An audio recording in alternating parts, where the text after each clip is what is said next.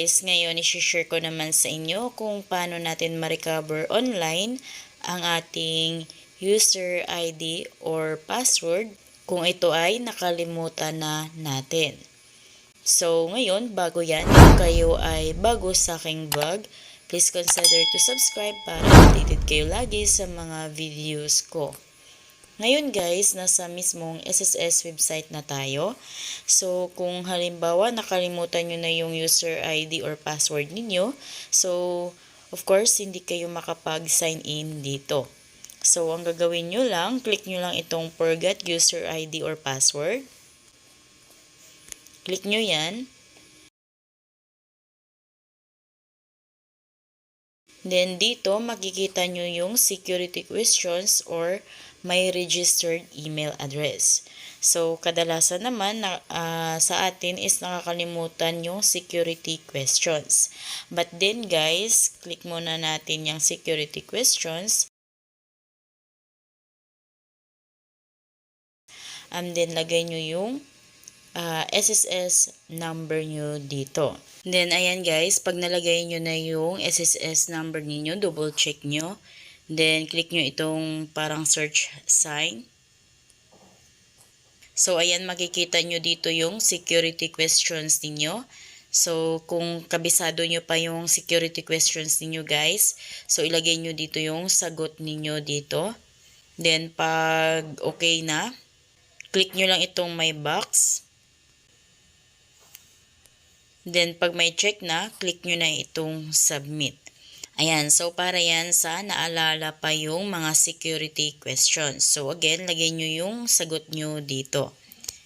So, halimbawa naman is, hindi nyo na maalala yung security questions na ginawa ninyo. So, click nyo lang itong X.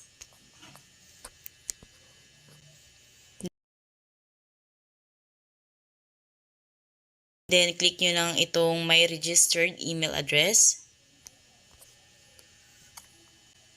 Ayan. Then, dito, lagay nyo yung SSS number ninyo. Then, kung ano yung nakalagay dito, yan yung code. So, ilagay nyo dito. So, nakalagay is like. So, lagay natin like. Then, click submit. So, ayan guys, pagka-click nyo ng submit, ang lalabas is ganito. We have successfully sent to your email the link to reset your password. So, ayan, naka-take note din dito na kung wala sa email nyo yung email ni SSS, so i-check nyo sa spam or junk mail. So, ngayon, check na natin yung email natin. So, kailangan lang guys na updated yung email address ninyo sa SSS para ma-recover nyo yung user ID or password ninyo. So, open na natin yung email natin. Check natin kung nandun na yung email ni SSS. Ayan guys, wala pa yung email ni SSS para ma-recover na natin yung user ID and password natin. So, kung wala siya dito, click nyo lang ito. Click nyo yan, then scroll nyo pababa. Hanapin nyo lang yung spam. Ayan, so click nyo yung spam. Ayan, so makikita nyo dito, ito na yung password reset request. Makikita nyo dito, nandito na yung password reset request galing kay SSS. So, click nyo natin yan. Scroll nyo lang pababa. So, makikita ninyo, click here to reset your password. So, ito yung color blue yung i-click ninyo para ma-recover na natin yung account natin sa SSS online. So, dito, kailangan lang yung password natin is malagyan ng uppercase at saka lowercase. At kailangan mix of letters. Ayan. So, kailangan din may numbers. Ayan. So, click na natin itong naka-color blue. Click here. So, ayan. Pagka-click nyo dyan guys, makikita nyo na agad yung user ID ninyo. So, dahil nakita nyo na yung user ID ninyo, ito yon. So, ngayon, alam nyo na yung user ID ninyo, na-recover nyo na yung user ID ninyo kung halimbawa nakalimutan nyo yung user ID. Next is your preferred password. So, ngayon, kayo na ang gagawa ng bagong password ninyo. So, ayan, nalagay ko na yung preferred password. So, dapat match yung dalawa ngayon. Dapat match yan. At dapat alalahanin nyo na para alam nyo na yung password ninyo. So, click nyo na itong submit. Then, click OK. Ayan. So, as you can see, nakapag-login na tayo automatic. So, click lang natin itong close muna. Ayan. So, as you can see guys, na-recover na natin yung account natin. Automatic nakalagin na tayo. Na-recover na natin yung SSS account natin online. So, click natin itong log out.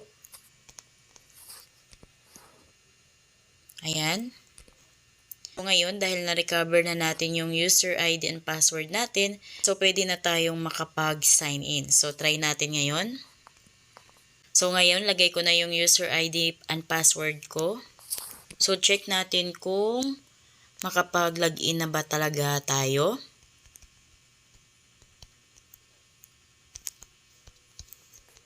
So, alalahanin nyo na lang kung ano yung user ID and password ninyo para hindi kayo laging forgot password. Para hindi kayo laging nagre-recover ng user ID and password ninyo. So, ayan, nalagay ko na yung user ID and password ko. So, click natin tong sign in.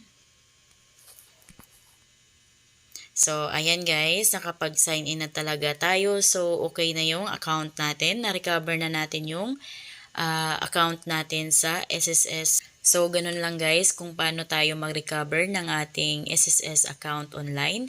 So, kung kayo ay bago sa aking vlog, please consider to subscribe para updated kayo lagi sa mga videos ko. Thank you for watching!